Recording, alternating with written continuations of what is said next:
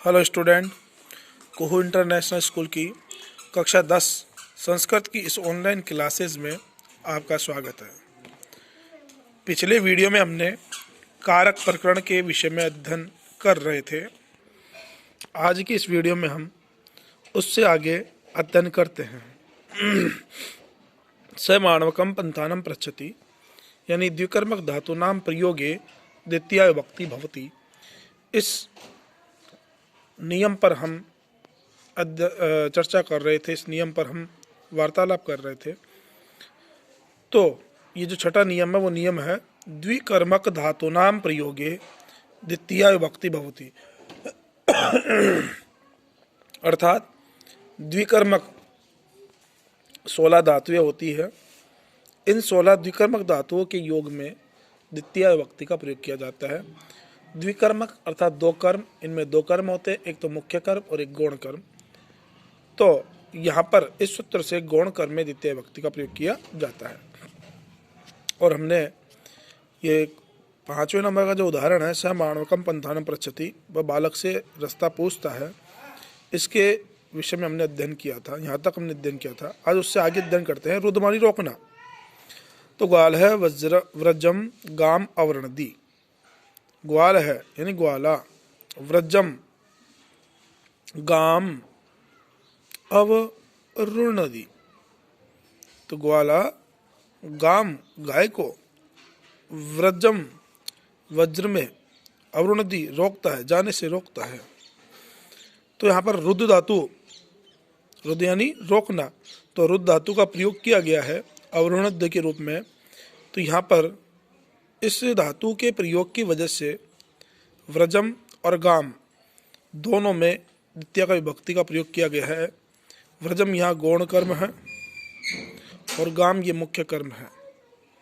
तो मैंने आपको बताया था, जहाँ पर भी आपको ये 16 धातुओं का प्रयोग दिखाई दे, आपको वहाँ पर दो कर्म होंगे, दोनों में द्वितीय विभक्ति का प्रयोग करना है। गाम में तो कर्मणि द्वितीय और कर्तव्यप्रथम कर्म है, इस सूत्र से गाम में द्वितीय विभक्ति का प्रयोग किया जा रहा है।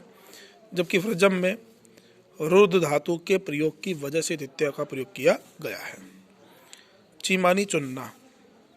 मालाकार है लताम पुष्पम चिनोती। मालाकार यानी माली, लताम लता से, पुष्पम पुष्प को, चिनोती चुनता है। मालाकार है लताम पुष्पम चिनोती।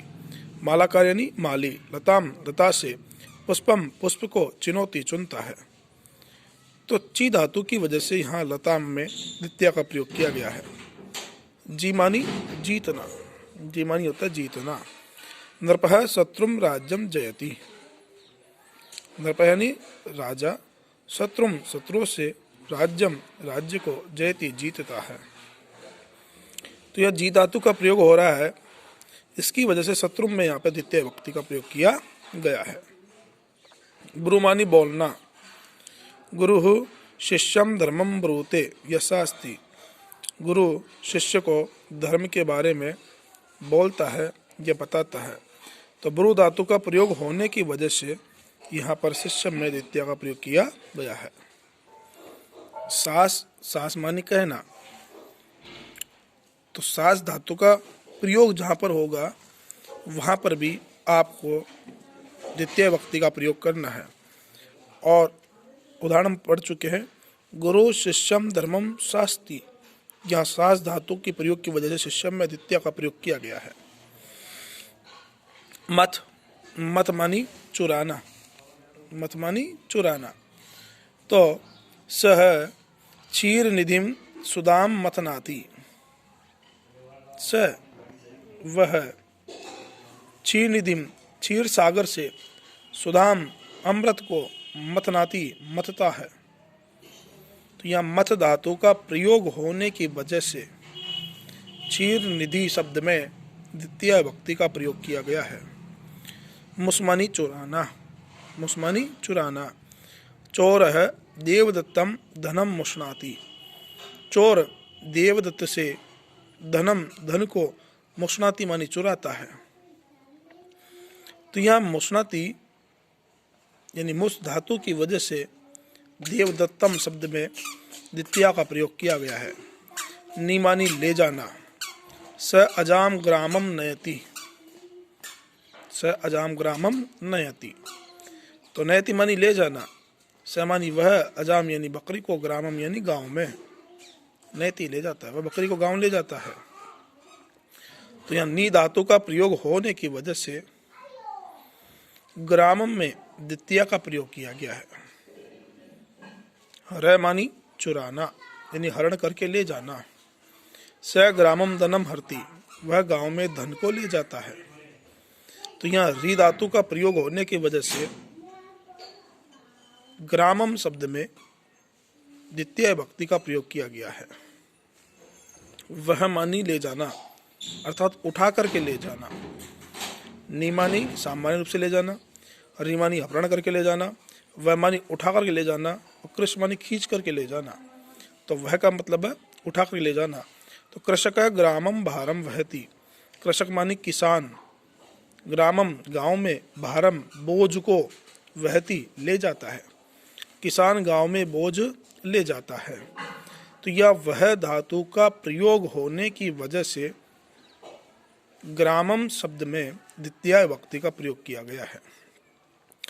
कृष मानी खींचना, तो कृषक क्षेत्रम महिषीम कर्षति, कृषक मानी किसान, क्षेत्रम खेत में, महिषीम भैंस को, कर्षति खींचता है। तो कृषक मानी किसान, क्षेत्रम खेत में, महिषीम भैंस को, कर्षति खींचता है। तो यहाँ कर्ष धातु की, कृष धातु की वजह से, यहाँ कृष धातु की वजह से क्षेत्रम शब्द में द्वितीय भक्ति का प्रयोग किया गया है। इस प्रकार से इन 16 द्विकर्मक धातुओं का प्रयोग होने पर द्वितीय भक्ति का प्रयोग किया जाता है। नेक्स्ट नियम है जो कि सूत्र है कालाध्वनोर अत्यंत संयोगे। ये सूत्र कहता है कालवाचिनी शब्दे मार्गवाचिनी शब्दे च अत्यंत संयोगे गम्यमाने द्वितीय भक्ति भवति। कि कालवाची और मार्गवाची शब्दों के अत्यंत संयोग होने पर द्वितीय भक्ति का प्रयोग किया जाता है। कालवाची और मार्गवाची शब्दों के अत्यंत संयोग होने पर द्वितीय भक्ति का प्रयोग किया जाता है।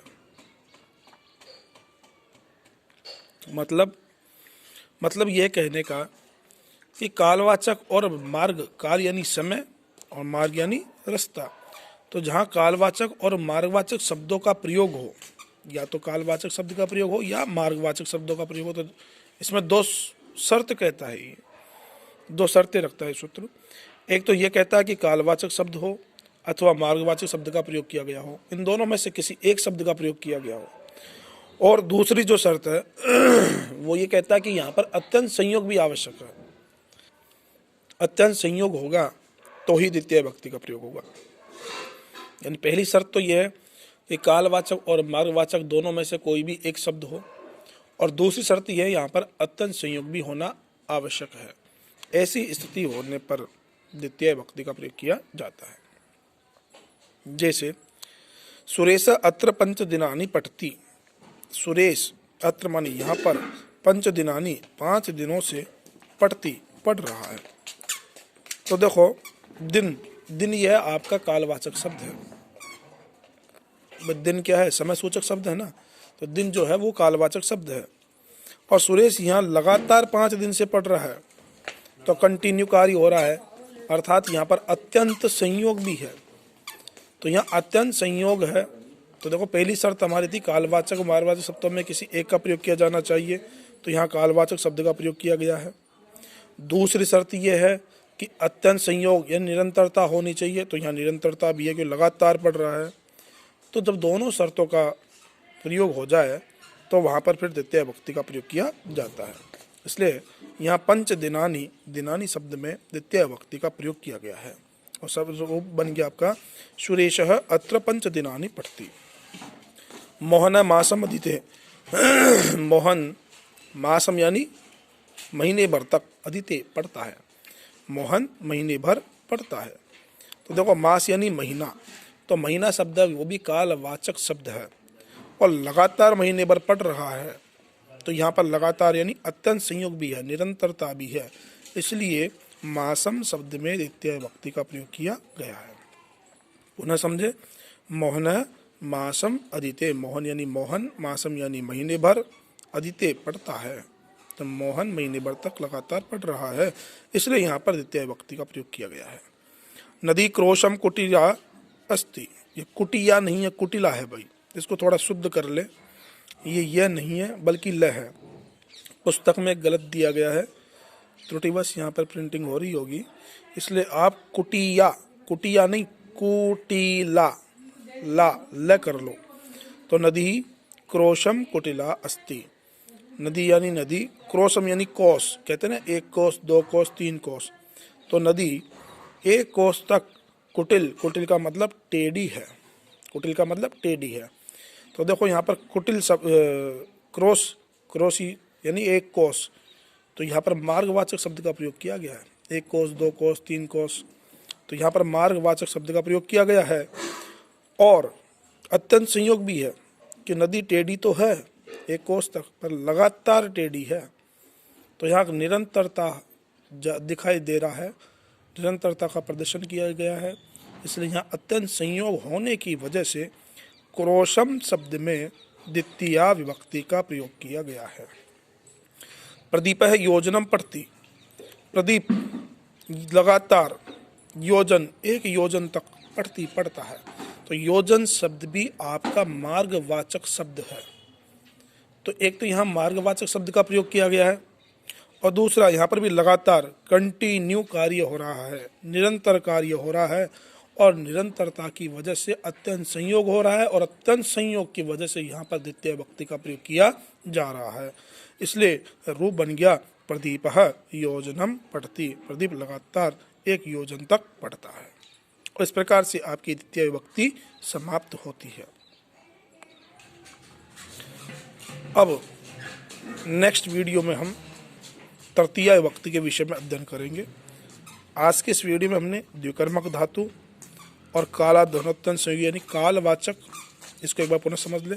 कालवाचक 2 शर्त करता है ये, पहले शर्त ये रखता है कालवाचक और मार्गवाचक शब्दों का प्रयोग होना चाहिए, या तो कालवाचक शब्द का प्रयोग हो या मार्गवाचक शब्दों का प्रयोग हो, दोनों में से किसी एक शब्द का प्रयोग होना चाहिए। और दूसरी शर्त यह है कि वहाँ पर उसका निरंतर यानी अत्यंत संयोग भी होना चाहिए, कालवाचक और मार्गवाचक शब्दों का प्रयोग होना चाहिए नंबर 1, दूसरा वहाँ पर अत्यंत संयोग भी होना चाहिए।